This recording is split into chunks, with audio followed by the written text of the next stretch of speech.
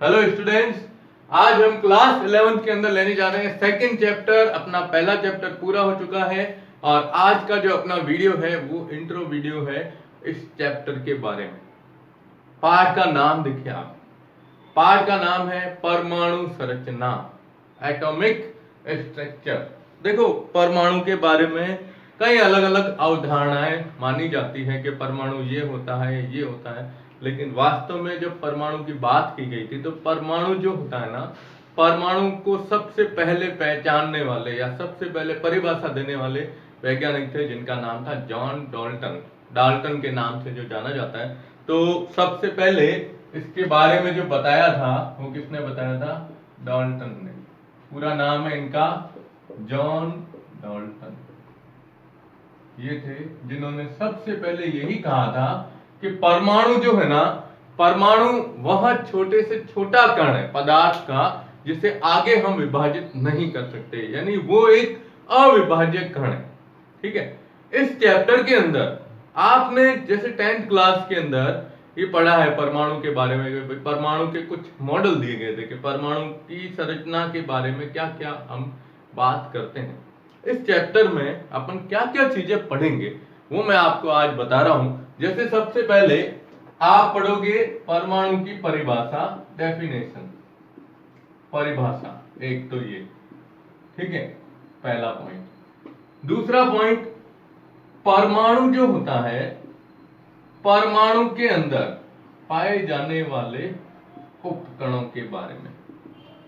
अब परमाणु के अंदर क्या कहते हैं कि भाई डाल्टन ने तो बोला कि ये विभाजित नहीं हो सकता, लेकिन वास्तव में परमाणु जो होता है ना उसके अंदर कई उपकरण पाए जाते हैं। स्पेशली आप जानते हो इसमें 3 प्रकार के उपकरण हैं। कौन कौन से हैं? इलेक्ट्रॉन, प्रोटॉन और न्यूट्रॉन। ठीक है, ये 3 तो मुख्य रूप से पाए जाते हैं, लेकिन इनके अलावा कुछ और भी कण पाए जाते हैं जिनकी मात्रा कम होने के कारण हम इसके बारे में इतना डिटेल से नहीं पढ़ते हैं। ठीक है, तो यहाँ परमाणु के उपकरण के अंदर जैसे इलेक्ट्रॉन, तो इलेक्ट्रॉन की खोज किसने की, किस प्रकार की, क्या प्रयोग था वो। प्रोटॉन, प्रोटॉन की भी खोज किसने की, किस प्रकार से की, उनके द्वारा, वैज्ञानिक के द्वारा क्या प्रयोग दिया गया था, वो प्रयोग। ये दोनों आप जानते हो, आपने छोटी क्लास के अंदर पढ़ा है, विसर्जन नलिका का प्रयोग। किसका? विसर्जन नलिका, डिस्चार्ज ट्यूब जिसे अपन कहते हैं। तो डिस्चार्ज ट्यूब से क्या उन्होंने प्रयोग किया था उसके बारे में। फिर आया था न्यूट्रॉन, है ना। न्यूट्रॉन की खोज किसने की, किस प्रकार से की, तो उसके लिए एक रिएक्शन, एक दो रिएक्शन दी गई है। अपन उस रिएक्शन को पढ़ेंगे कैसे किया गया था। जब आप ये पढ़ोगे ना न्यूट्रॉन के बारे में, तब यहां पर डाल्टन के द्वारा जो कहा गया था कि परमाणु एक अविभाज्य कण है, वो अवधारणा क्या हो जाएगी? गलत साबित हो जाएगी। क्योंकि जब हम न्यूट्रॉन की खोज करते हैं तो आप जानते हो परमाणु के अंदर इलेक्ट्रॉन नाभिक के चारों ओर चक्कर लगाता है। देखो ये परमाणु है, तो परमाणु के अंदर ये क्या होता है? सेंट्रल भाग, न्यूक्लियस, है ना, जिसको क्या कहते हैं अपन? नाभिक कहते हैं। तो नाभिक के अंदर 2 चीजें पाई जाती है। कौन कौन सी? प्रोटॉन और न्यूट्रॉन। ये दोनों किसमें पाए जाते हैं? परमाणु के नाभिक के अंदर पाए जाते हैं। और इलेक्ट्रॉन जो होते हैं वो नाभिक के चारों ओर एक निश्चित वृत्ताकार पथ में क्या करता है? चक्कर लगाता है। तो जब हमें न्यूट्रॉन चाहिए, तो न्यूट्रॉन चाहिए मतलब इसमें से बाहर निकालना है नाभिक से, तो नाभिक को क्या करना पड़ेगा? तोड़ना पड़ेगा। जब नाभिक को तोड़ा जाता है तब जाके उसमें से न्यूट्रॉन बाहर निकलते हैं। तो इसका मतलब ये हुआ कि परमाणु का जो नाभिक है वो टूट रहा है, इसका मतलब परमाणु भी टूटेगा, है ना। परमाणु टूटेगा तब उसमें से नाभिक बाहर आएगा और फिर नाभिक को तोड़ के उसमें से न्यूट्रॉन निकाले गए थे। तो ये तो चीज आती है कि इस पार्ट के अंदर एक तो ये मेन तो ये आ गया, इलेक्ट्रॉन, प्रोटॉन और न्यूट्रॉन की खोज किस प्रकार से हुई थी, कौन कौन से प्रयोग किए गए थे, किस प्रकार से। हम इसको बिल्कुल इजी सरल भाषा के अंदर अपन इस पूरे को लेंगे टॉपिक को। ठीक है, इसके बाद इसके अंदर आएगा परमाणु मॉडल। जितने भी परमाणु मॉडल हैं उन परमाणु मॉडल को आप पढ़ोगे। तीसरा टॉपिक आएगा परमाणु मॉडल। अब मॉडल के अंदर कौन कौन से होंगे आप जानते हो ना। सबसे पहला जैसे डाल्टन का, तो एक आएगा डाल्टन, एक अपन ने पढ़ा है रदरफोर्ड, तीसरा नील्स बोहर, चौथा पढ़ेंगे सोमरफील्ड। क्या नाम आएगा, ये आपके लिए थोड़ा सा नया है, सोमरफील्ड परमाणु मॉडल, जो अपने पहले नहीं था। इसमें हालांकि एनसीईआरटी के सिलेबस में सोमरफील्ड परमाणु मॉडल नहीं है, लेकिन फिर भी मैं आपको बता दूंगा कि सोमरफील्ड ने क्या बताया था इसके अंतर्गत। तो पहले तो हम ये परमाणु मॉडल पढ़ेंगे। इस परमाणु मॉडल तक ये अपना इस पार्ट का पहला भाग संपन्न होगा, फर्स्ट पार्ट अपन लेते हैं। फिर सेकंड पार्ट आएगा, वो आएगा यहां से, किससे, नील्स बोहर के परमाणु मॉडल से। नील्स बोहर का जो परमाणु मॉडल है, इसके अंदर अपन पढ़ेंगे थोड़ा सा फिजिकल केमिस्ट्री के बारे में। क्लास 12th में फिजिक्स के अंदर आपके ये चैप्टर पूरा आएगा, जिसमें केमिस्ट्री के अलावा उसमें फिजिक्स का कहाँ योगदान है पूरा, वो सब चीजें पढ़ोगे। तो अपने जो यहाँ इसमें फिजिकल केमिस्ट्री के अंदर आप पढ़ोगे प्रकाश, प्रकाश की द्वैत प्रकृति, कण की द्वैत प्रकृति, हाइजेनबर्ग की अनिश्चितता का सिद्धांत, मुख्य रूप से ये भी आएगा। हाइजेनबर्ग बहुत अच्छे वैज्ञानिक थे, मतलब उनके द्वारा जो चीज दी गई थी वो भी आप पढ़ोगे इसके अंदर, हाइजेनबर्ग, ठीक है। इसके अलावा और भी जैसे आप लेंगे तो कृष्णिका क्या होती है, स्पेक्ट्रम क्या होता है, स्पेक्ट्रम की व्याख्या नील्स बोहर के द्वारा जो परमाणु मॉडल दिया गया था, वो स्पेशली आप जानते हो हाइड्रोजन परमाणु के लिए परमाणु मॉडल दिया गया है। किसके लिए, हाइड्रोजन के लिए। अब हाइड्रोजन के लिए दिया गया, तो एक कक्षा से दूसरी कक्षा में इलेक्ट्रॉन किस प्रकार से जाते हैं, तो उसमें क्या ऊर्जा में परिवर्तन होते हैं, उस ऊर्जा परिवर्तन के साथ साथ स्पेक्ट्रम किस प्रकार से बनते हैं। आपने पढ़ा है ना स्पेक्ट्रम क्या होता है, नहीं जानते आप स्पेक्ट्रम के बारे में। स्पेक्ट्रम आपने पढ़ा है अपने 10th के अंदर, प्रकाश वाला एक पार्ट था, जिसमें कहा था कि प्रकाश को, एक सामान्य प्रकाश जो होता है ना सफेद रंग का, उसे जो अपन प्रिज्म में से गुजारते हैं, तो प्रिज्म से निकलने के बाद वो हमें 7 रंग के अंदर दिखाई देता है।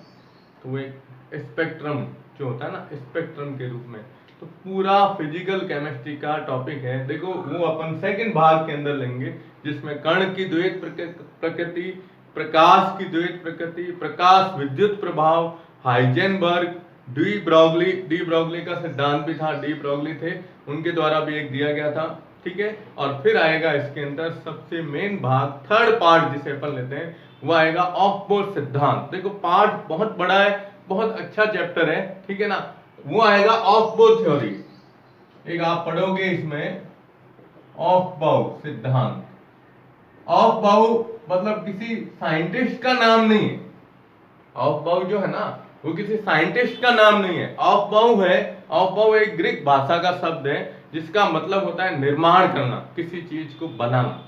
और उसके अंदर आपके अलग अलग नियम दिए गए हैं, 3-4 नियम होंगे, और उन्हीं नियमों को ध्यान में रखते हुए आप पढ़ोगे कि एक परमाणु के अंदर जो कक्षाएं होती है, एक होता है कक्षा, एक होता है कक्षक, कक्षा, कक्षक, कक्ष, अलग अलग जैसे ये पॉइंट आते हैं, तो उनमें इलेक्ट्रॉन किस प्रकार से भरे जाते हैं, इलेक्ट्रॉन के भरने का क्रम क्या होता है, वो पूरी डिटेल अपन इस चैप्टर के अंदर पढ़ेंगे। और सबसे लास्ट में आएगा कक्षक की जो अपन बात करते हैं, sp_d और f। जानते हो आप इलेक्ट्रॉन भरे हैं ना आपने पहले, sp_d और f, sp_d_f, sharp, principal, diffuse और फंडामेंटल, ये 4 कक्षक होते हैं। इन कक्षकों के अंदर इलेक्ट्रॉन किस प्रकार से भरे जाते हैं कक्षक के अंदर, वो सब अपन नियम लेंगे। उन नियमों के आधार पर फिर कक्षकों को अलग अलग भागों में बांटा गया है, अर्धपूर्ण भरे कक्षक, पूर्ण भरे कक्षक, और एक आएगा सामान्य। जिसे अपन कहते हैं, ठीक है, वो कक्षक होते हैं, ठीक है ना। तो इन पूरी डिटेल अपन इसके अंदर पढ़ते हैं। तो आज का जो अपना ये वीडियो है, इस वीडियो के अंदर मैं आपको स्पेशली यही चीज बताना चाहता हूँ कि हम जो ये परमाणु संरचना वाला पाठ पढ़ रहे हैं, इस पाठ के अंदर क्या क्या चीज इंपॉर्टेंट है, ठीक है ना। तो पहला जैसे अपन लेते हैं डेफिनेशन, क्या होती है परमाणु की परिभाषा, आप बता सकते हो? चलो आज अपने इस परिभाषा के बारे में बता देते हैं। देखो जनरली हम जब परमाणु की परिभाषा पढ़ते हैं तो वो डाल्टन के द्वारा जो परिभाषा दी गई थी ना, वो ही परिभाषा आपको ध्यान में रखनी है। स्पेशली क्या होती है, जैसे भी ऑनलाइन ये ऑफलाइन क्लास होती ना, तो अपन आपके मतलब आपसे सवाल जवाब हो जाता कि भाई कैसे इसकी परिभाषा को बताया गया। तो क्या होता है ना कि जो छोटी क्लासें होती है, जैसे अपन छोटी क्लास के अंदर पढ़ते हैं, तो छोटी क्लास में आपको रटा दिया जाता है, किसी को भी खड़ा करते हैं ना, पूछते परमाणु जिससे विभाजित नहीं किया जा सकता। क्या बोलते हो आप? जिससे विभाजित नहीं किया जा सकता। क्या ये परिभाषा सही है?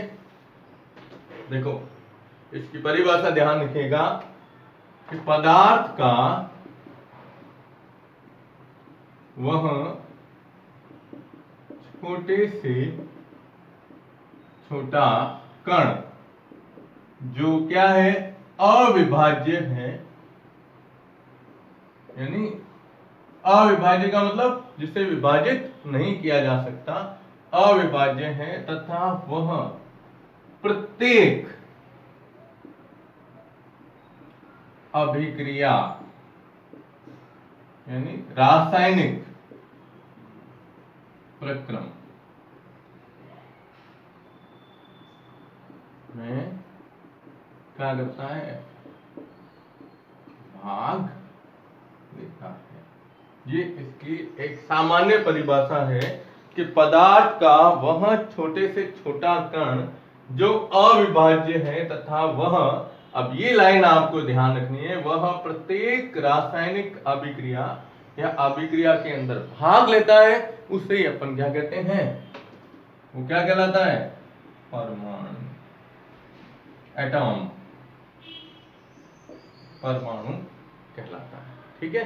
तो ये इसकी परिभाषा है। अब इसमें अपन नेक्स्ट वीडियो के अंदर अपन इसकी शुरुआत करेंगे कि जो परिभाषा को वापस लेके उसमें और इलेक्ट्रॉन, प्रोटॉन और न्यूट्रॉन जो इसके अंदर कण पाए जाते हैं, जानते हो ना आप, इलेक्ट्रॉन,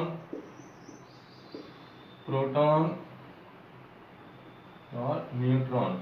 इलेक्ट्रॉन की खोज किसने की थी, जे थॉमसन। प्रोटॉन गोल्डस्टीन और न्यूट्रॉन जेम्स क्या था, चैडविक। तीन साइंटिस्ट थे जिन्होंने इलेक्ट्रॉन, प्रोटॉन और न्यूट्रॉन की खोज की थी। अब हम नेक्स्ट वीडियो में इसके बारे में पढ़ेंगे कि इलेक्ट्रॉन की खोज किस प्रकार से की गई, क्या प्रयोग था, इसमें कौन सी किरणें आती है, कैथोड किरणें आती है, इनके ऊपर आवेश का मान कितना होता है, ठीक है, और उन किरणों के क्या गुणधर्म है, इलेक्ट्रॉन नाम किसने दिया, किस प्रकार से प्रयोग हुआ था, ठीक है ना। तो आप इसको नोट कर दीजिएगा। धन्यवाद।